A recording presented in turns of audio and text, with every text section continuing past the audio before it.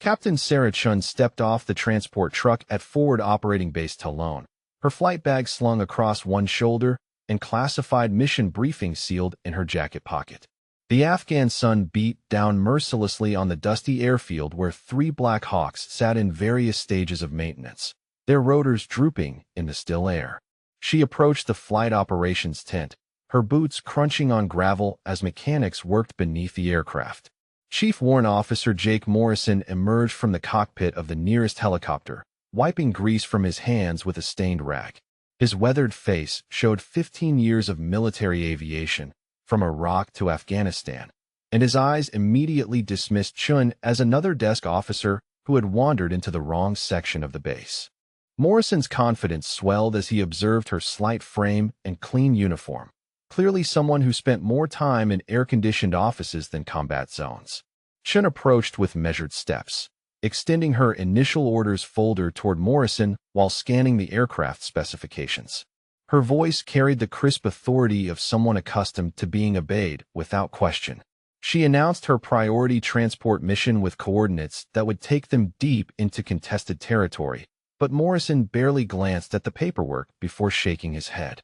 Morrison's dismissal came swift and certain, his voice carrying the patronizing tone reserved for personnel he deemed unqualified for serious operations. He gestured toward the base administrative buildings, suggesting she verify her orders through proper channels before bothering flight crews with obvious clerical errors. The other pilots working nearby paused their pre-flight checks, their attention drawn by Morrison's increasingly loud objections to what he termed a security breach. Chen's patience thinned as Morrison continued his lecture about operational protocols and the dangers of unauthorized personnel attempting to commandeer military aircraft. She produced her standard military identification, but Morrison waved it away without examination, his certainty growing that no legitimate mission would send someone like her for this type of operation. His sergeants gathered closer, their support evident in approving nods as Morrison protected flight operations from administrative interference. The base operations radio crackled to life with confirmation of the priority mission, the dispatcher's voice urgent as he requested immediate departure for the classified transport. Morrison's confidence faltered slightly when the coordinates matched Chen's orders exactly, but he recovered quickly by questioning the authenticity of her clearance level. Chen stepped closer, her calm demeanor contrasting sharply with Morrison's growing agitation as she explained the mission's time-sensitive nature. Morrison's resistance hardened into outright refusal when Chen mentioned the destination's proximity to enemy positions, his protective instincts overriding protocol as he declared the mission too dangerous for civilian contractors. The irony was lost on him as Chen's eyes narrowed, her military bearing becoming more pronounced despite his continued assumptions about her role. Other flight crew members exchanged uncertain glances, sensing the tension escalating beyond normal operational disputes. Chun accessed her encrypted communication device, the specialized equipment drawing confused stares from Morrison and his team as she transmitted status updates using call signs they had never heard. Morrison's certainty began cracking when the base communication officer emerged from operations, his face showing recognition as he overheard Chen's transmission protocols. The afternoon heat intensified as more personnel gathered, drawn by the unusual confrontation between the determined pilot and the increasingly isolated warrant officer. Morrison made his final stand by declaring that no mission would proceed without proper verification through his commanding officer, his authority as senior pilot, giving him confidence that regulations supported his position. Chen's response was measured but carried an edge that made the observing mechanics step back, her words hinting at consequences Morrison could not yet comprehend. The standoff crystallized as two opposing forces of will faced each other on the dusty airfield, neither willing to yield ground in what had become a battle over military hierarchy and operational control. Morrison's call to his commanding officer carried the urgency of someone protecting base security from potential infiltration, his voice echoing across the flight line as he described what he perceived as an unauthorized individual attempting to commandeer military aircraft. Major Williams answered on the second ring, his initial irritation shifting to confusion as Morrison detailed the suspicious transport request from someone claiming priority clearance. The conversation grew heated when Williams confirmed the mission existed in the system, but questioned Morrison's delay in executing direct orders from Operations Command. Chen stepped away from the confrontation to answer her encrypted device, the unfamiliar technology drawing stares from nearby mechanics who had never seen equipment like the matte black communication unit. Her conversation proceeded in rapid military shorthand, using terminology that made the eavesdropping ground crew exchange uncertain glances as they tried to decipher references to extraction protocols and asset recovery. Morrison paused his own call to listen, his confidence wavering when Chen mentioned timeline compression and spoke about hostile air activity in sectors he had never heard designated. The base communications officer emerged from operations with increasing concern, his clipboard showing mission parameters that elevated this transport beyond routine personnel movement. Sergeant Rodriguez had processed thousands of flight requests during his deployment, but Chen's call sign triggered recognition protocols and systems he rarely accessed for standard operations. His approach toward Morrison carried the urgency of someone bearing information that would fundamentally alter the current situation. Rodriguez interrupted Morrison's continuing objections with news that made the warrant officer's certainty crumble like sand in a desert storm.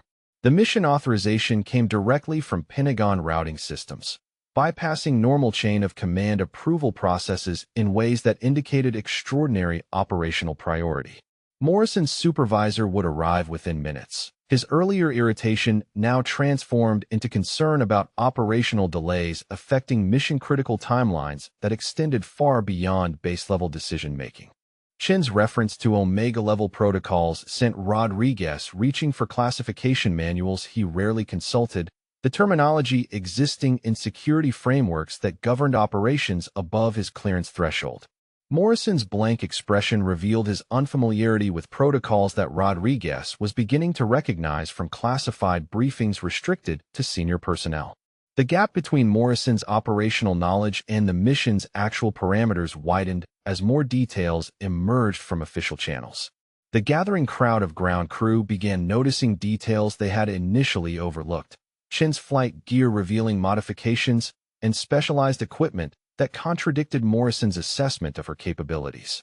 Her helmet bore markings from units that operated in classified airspace, while her survival vest contained items typically reserved for deep penetration missions behind enemy lines.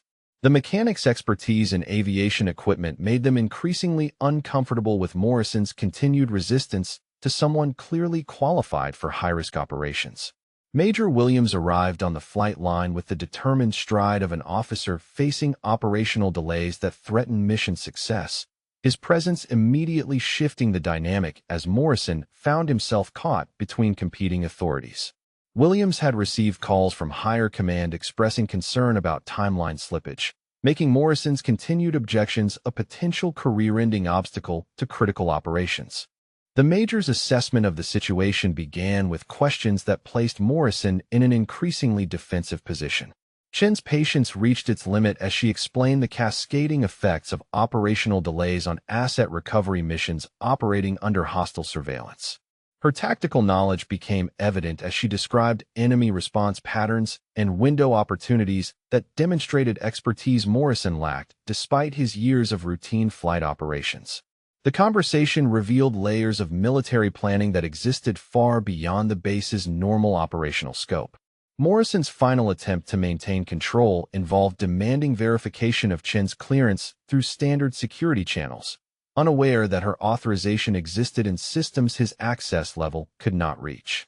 Williams produced his tablet to process the verification request, the device immediately displaying access denied messages that frustrated his attempts to confirm details about Chen's operational authority. The technology gap between Morrison's understanding and Chen's actual clearance level became an insurmountable barrier to resolving the conflict through normal procedures. Rodriguez's radio crackled with updates from operations demanding immediate mission status, the urgency in the dispatcher's voice reflecting pressure from command levels that rarely involved themselves in routine flight scheduling. Chen's calm response to the mounting pressure contrasted sharply with Morrison's increasing agitation as he realized the situation had evolved beyond his ability to control through standard pilot authority.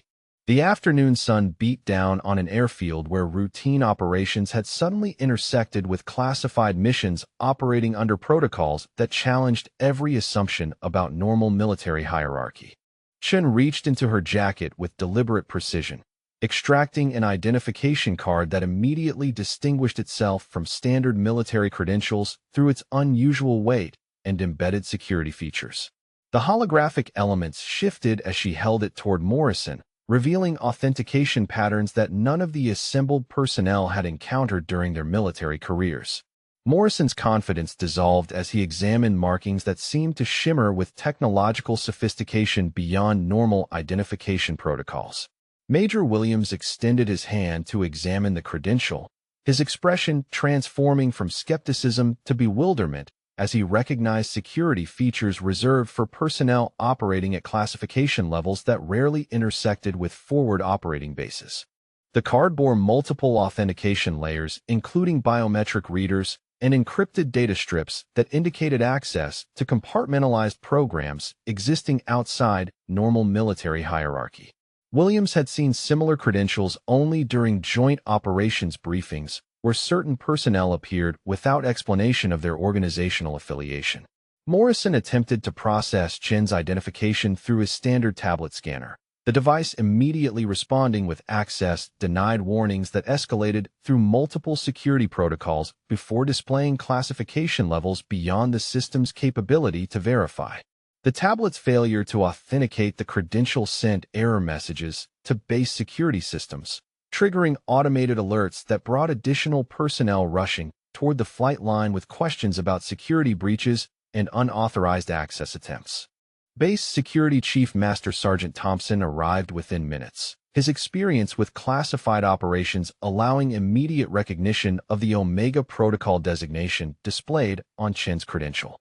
Thompson's 20-year career had included assignments to Special Operations Commands where certain individuals operated under authorities that transcended normal military structure, making Chen's presence both explicable and concerning. His immediate deference to Chen's authority sent shockwaves through the assembled personnel who had never witnessed Thompson yield operational control to anyone below general officer rank. Chen's mission briefing revealed extraction parameters involving high-value intelligence assets operating in contested territory under time constraints that made every minute of delay potentially catastrophic for ongoing operations. The target coordinates placed her flight path through airspace, where enemy surface-to-air missile systems maintained active surveillance, requiring specialized equipment and tactical approaches that exceeded standard helicopter capabilities. Morrison's routine transport experience proved inadequate for missions involving electronic warfare countermeasures and hostile fire navigation protocols. Thompson authorized the deployment of specialized mission equipment that Morrison had never seen despite his years of service at various forward operating bases throughout multiple combat deployments. The gear included advanced communication arrays, defensive countermeasure systems, and navigation equipment that suggested capabilities extending far beyond conventional helicopter operations. Ground crews emerged from secure storage areas carrying components that transformed the standard Black Hawk into something resembling a technological platform Morrison could not fully comprehend. Chen's handler contacted her through encrypted channels routed directly from Pentagon command centers, addressing her by an operational designation that made Thompson's eyes widen with recognition and concern. The conversation proceeded using authentication codes and tactical terminology that indicated direct communication with National Command Authority levels typically reserved for strategic operations affecting national security interests. Morrison listened with growing comprehension that his earlier resistance had delayed missions operating under presidential-level authorization. The mission parameters revealed Chen's authorization to cross international boundaries without standard diplomatic clearances, operate in airspace typically restricted to strategic military assets, and coordinate with intelligence agencies whose very existence remained classified at Morrison's security level. Williams discovered that Chen possessed override authorities for base resources that exceeded his own command prerogatives as installation commander. The hierarchical assumptions that had governed Morrison's military career crumbled as he faced operational realities existing beyond his previous experience. Chin's tactical planning session with Thompson revealed expertise in hostile territory navigation that surpassed Morrison's capabilities despite his extensive combat flight experience in Iraq and Afghanistan theaters. Her knowledge of enemy radar patterns, missile engagement envelopes, and electronic warfare tactics demonstrated training received at facilities Morrison had never heard mentioned in official military education programs. The gap between Morrison's conventional pilot training and Chin's specialized operational preparation became impossible to ignore. Thompson's briefing to Williams confirmed Chin's clearance levels exceeded those possessed by the base commander, placing her operational authority above normal chain of command structures that governed routine military operations. The revelation sent Williams reaching for secure communication lines to verify protocols for supporting personnel operating under classifications that bypassed regional command structures. Morrison watched his understanding of military hierarchy dissolve as Chin's true authority emerged through official channels that confirmed his worst fears about the magnitude of his earlier resistance. Rodriguez monitored communication traffic revealing Chin's mission as part of ongoing operations involving multiple agencies coordinating responses to intelligence developments threatening strategic national interests. The scope of activity surrounding Chin's apparently simple transport request indicated participation in operations that existed at levels of classification Morrison had never imagined during his conventional military career. The afternoon heat intensified as Morrison confronted the reality that his assumptions about Chin's qualifications had placed him in opposition to operational authorities operating under presidential directive and congressional oversight that extended far beyond his comprehension or control. Thompson's secure terminal displayed Chin's complete operational history, revealing her primary assignment as a test pilot for experimental stealth aircraft developed under programs that officially existed only in classified budget allocations hidden within defense appropriations. Her flight records showed missions conducting evaluation flights of prototype systems designed to operate in hostile airspace without detection, making conventional helicopter operations seem primitive by comparison. Morrison stared at specifications for aircraft he had never heard referenced in any military aviation publication or training manual. The dossier contained mission summaries describing Chin's participation in operations that had never appeared in official military histories or congressional testimony, flights penetrating denied airspace over nations where American military presence would constitute acts of war if discovered. Her navigation of contested territories had involved aircraft employing stealth technologies that rendered them invisible to radar systems designed to detect conventional military platforms. Morrison's understanding of modern warfare expanded as he confronted capabilities existing parallel to the conventional forces he had served throughout his career. Williams received encrypted communication directly from Pacific Command, confirming Chin's operational authority over resources extending across multiple theater commands, her mission parameters granting access to assets typically reserved for strategic operations requiring presidential authorization. The communication revealed Chin's current assignment involved extracting intelligence operatives whose capture would compromise ongoing operations affecting national security interests across 3 different geographic regions. Morrison learned that his helicopter represented merely one component of a complex operation involving satellite reconnaissance, signals intelligence, and diplomatic coordination at levels requiring cabinet-level approval. Chin's aircraft modification requirements revealed technological capabilities Morrison had assumed existed only in classified research facilities rather than operational military units. Systems integrating electronic warfare suites with stealth characteristics that transformed standard aircraft into platforms capable of operating undetected in heavily defended airspace. The equipment list included components whose very names suggested capabilities extending beyond anything Morrison had encountered during deployments involving conventional special operations forces. Ground crews worked with reverent precision installing systems that appeared to represent technological advances decades beyond standard military aviation. Base Commander Colonel Harrison arrived personally to oversee mission support, his immediate deference to Chin's operational requirements, demonstrating command relationships that bypassed normal hierarchical structures governing forward operating base authority. Harrison's career included assignments to Special Operations Commands where certain missions operated under authorities transcending regional command structures, making Chin's presence both explicable and unprecedented in his experience. His formal apology to Chun for operational delays carried implications that made Morrison understand the potential career consequences of his earlier resistance. Chin's tactical briefing revealed target coordinates, placing her extraction mission behind enemy lines and territory, where conventional military operations would require division-level assets and months of operational planning to penetrate safely. Her solo mission profile indicated capabilities and authorities allowing single aircraft operations in airspace, where entire air wings would face significant casualties attempting similar objectives.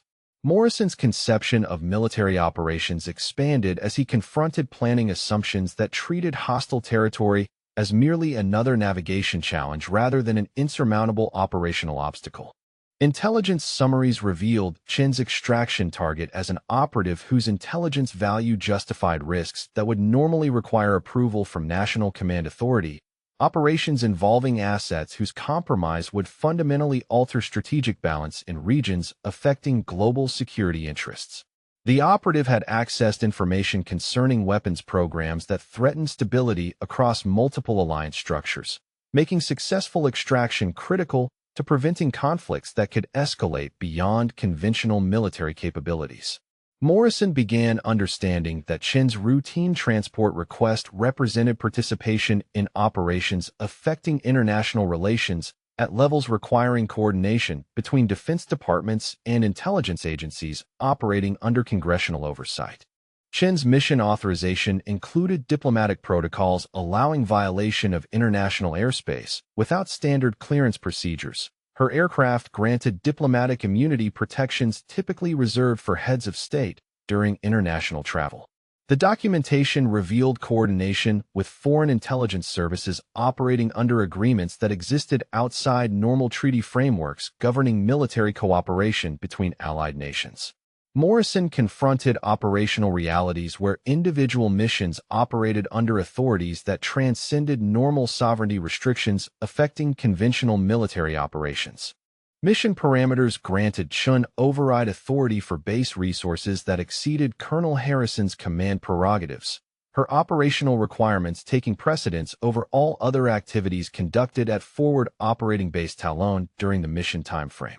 Harrison discovered that supporting Chin's operation required coordination with assets operating under classifications that bypassed his normal reporting requirements to regional command structures. The colonel's experience with special operations had not prepared him for supporting missions operating under authorities that existed outside conventional military hierarchy. Chun's flight records revealed successful completion of insertion and extraction missions in territories where conventional forces had suffered significant casualties attempting similar objectives, her operational success rate exceeding statistical probabilities for survival in hostile environments that destroyed entire conventional units. Morrison learned that Chun had conducted operations in airspace where enemy air defense systems had proven capable of neutralizing advanced military aircraft operated by Allied forces.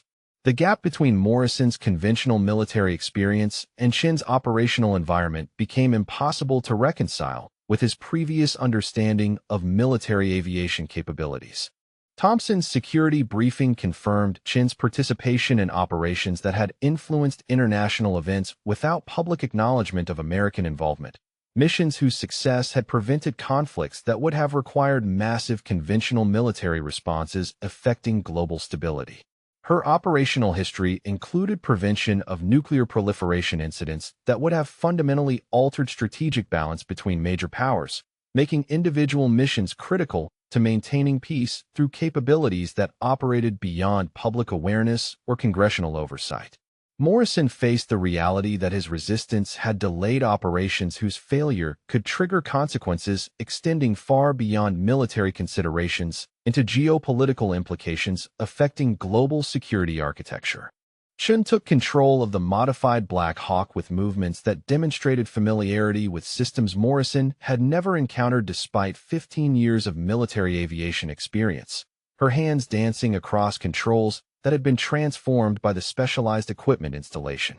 The aircraft responded to her inputs with precision that seemed impossible given the marginal weather conditions developing across the operational area, her flight path threading between storm cells that Morrison would have considered impassable obstacles.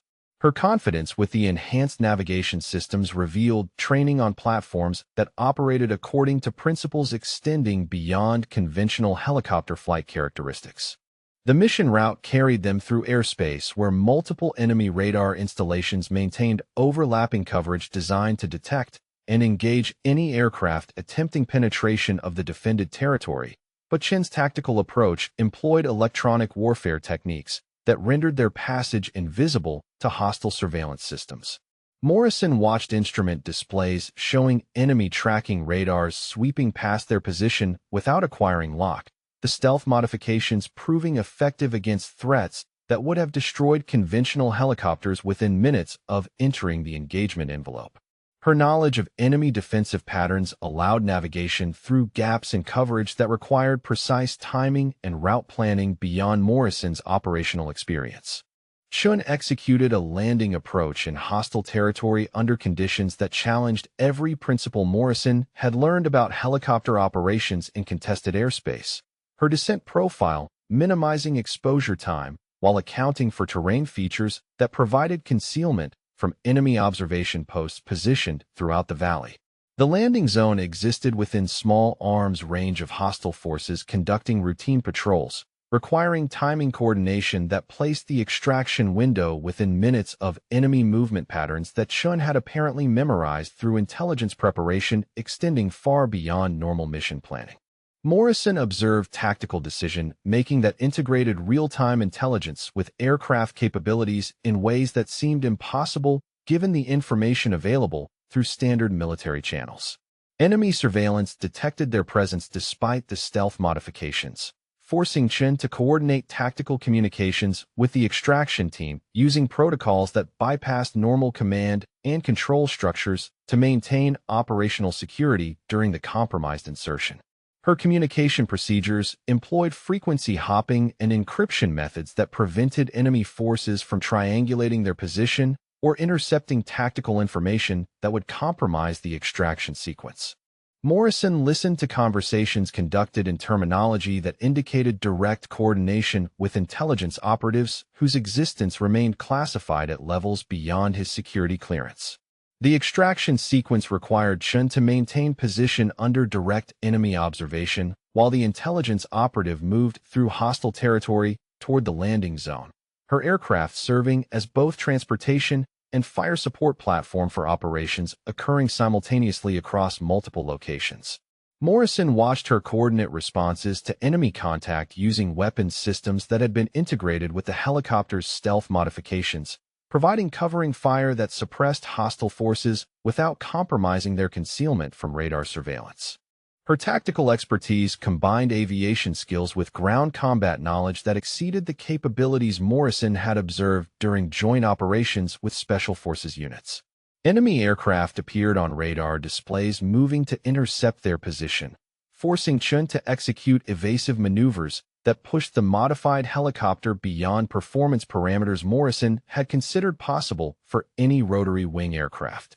Her piloting technique employed advanced flight characteristics made possible by the experimental modifications, allowing acceleration and climb rates that exceeded enemy fighter aircraft expectations for helicopter performance capabilities.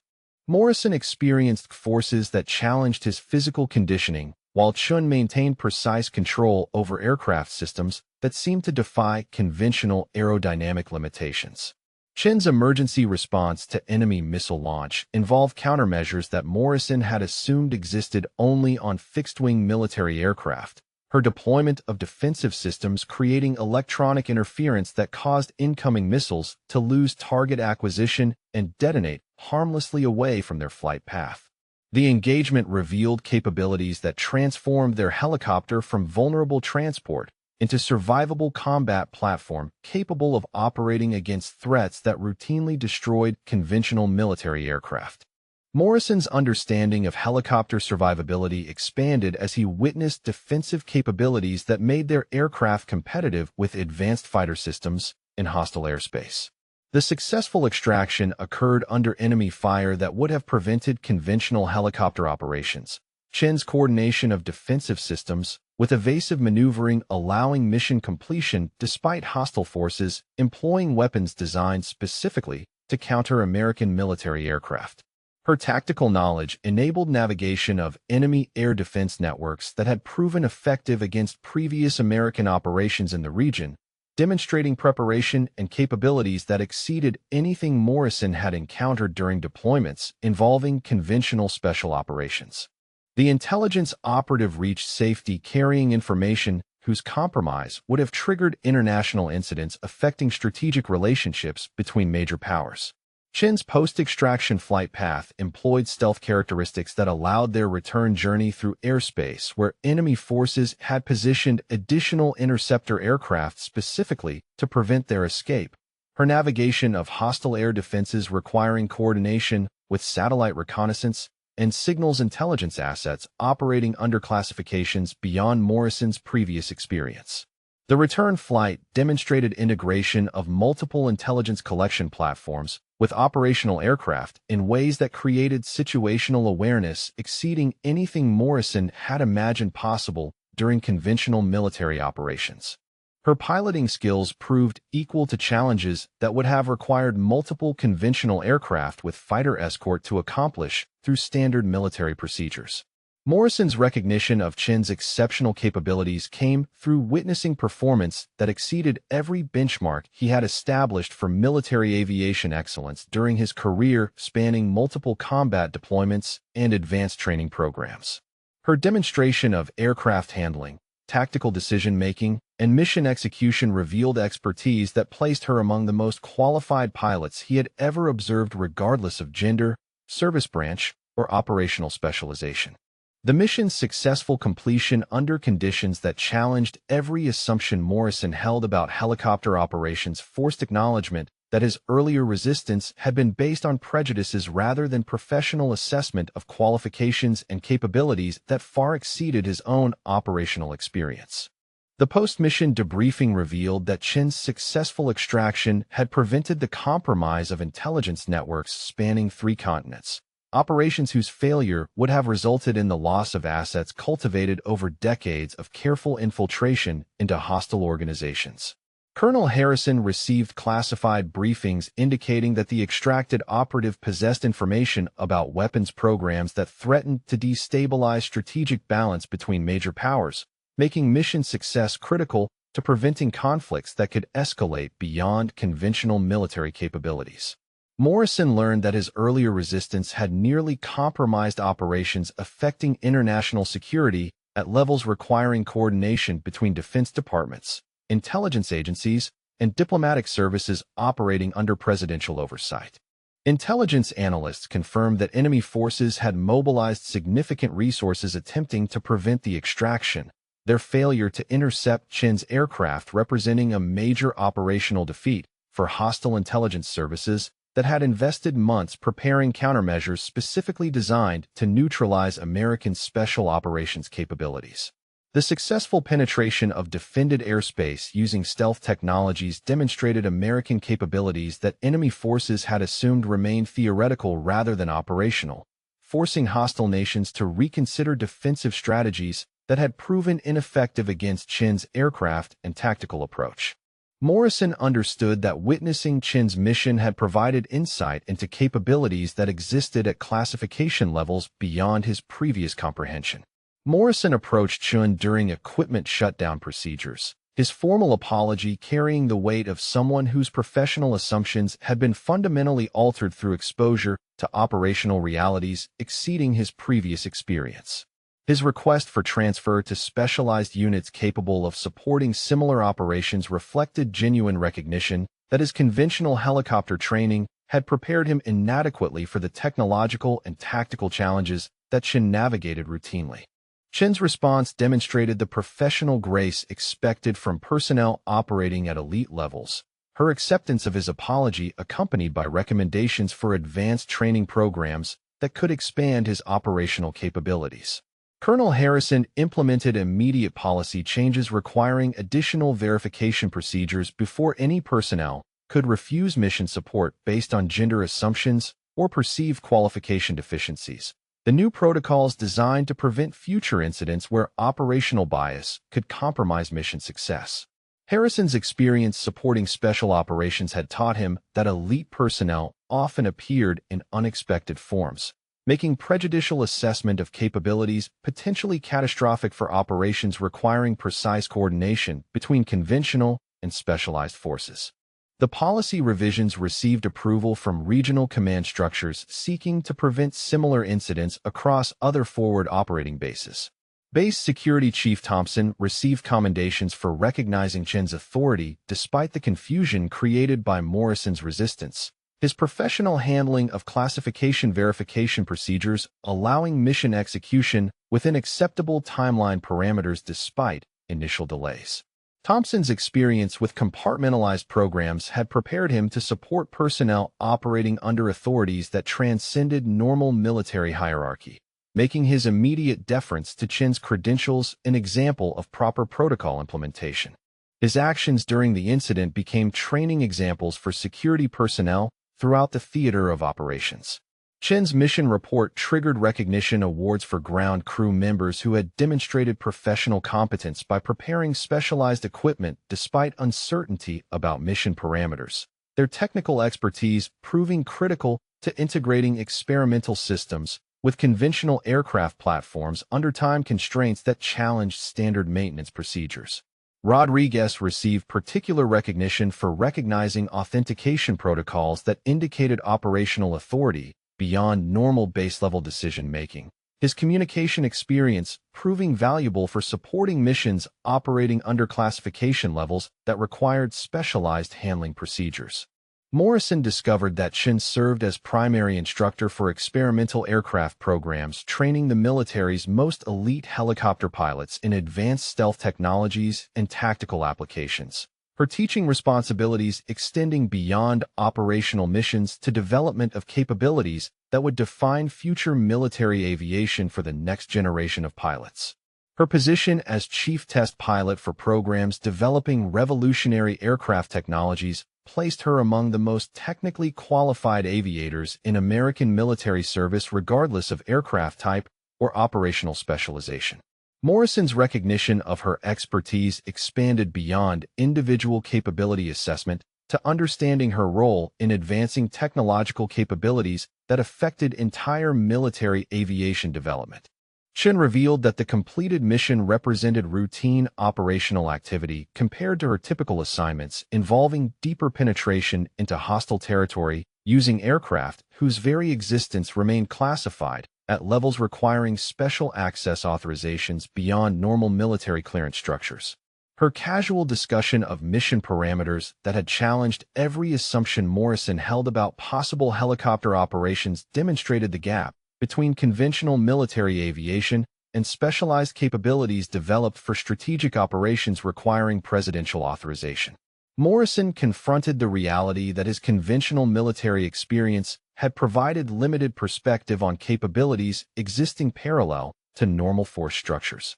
The base commander's final assessment recognized that supporting Chin's operation had provided valuable training for conventional personnel in procedures required for interface with specialized units operating under authorities that transcended normal command relationships. The experience improving base capability for supporting future missions requiring coordination between conventional and strategic operational elements. Harrison's report to Regional Command emphasized the professional development value of exposure to advanced operational concepts that expanded conventional thinking about military capabilities and mission execution under extraordinary circumstances. Chin's departure preparation included coordination with transportation assets that operated under different classification levels than her arrival. Her next assignment involving aircraft whose specifications remained beyond Morrison's clearance authority to review or discuss with conventional military personnel. Morrison watched her board transportation that disappeared from radar tracking within minutes of takeoff. The aircraft employing capabilities that rendered it invisible to surveillance systems he had assumed provided comprehensive coverage of regional airspace. Her departure reminded him that elite military operations existed in parallel to conventional forces, operating under authorities and capabilities that extended far beyond normal military experience. Morrison's career trajectory shifted towards specialized training programs designed to prepare conventional pilots for supporting advanced operations. His newfound understanding of technological possibilities motivating pursuit of qualifications that would allow meaningful contribution to missions requiring integration of conventional and experimental capabilities. His experience with Chin's operation provided foundation knowledge for advanced training that challenged assumptions about possible aircraft performance and tactical applications of emerging technologies. The transformation of his professional perspective from gender-based skepticism to capability-based respect represented personal growth that enhanced his potential contributions to military aviation, advancing toward strategic operational requirements that demanded excellence regardless of traditional demographic expectations. The institutional changes implemented following Chin's mission created protocols ensuring that specialized personnel operating under extraordinary authorities would receive appropriate support from conventional forces without delays caused by prejudicial assessment of qualifications based on demographics rather than demonstrated capabilities. Morrison's experience became a cautionary example used in professional development programs, emphasizing the importance of recognizing expertise regardless of its unexpected appearance. While Chin's successful mission execution under adverse conditions provided inspiration for personnel development programs, encouraging pursuit of excellence without artificial limitations based on traditional assumptions about military roles and capabilities.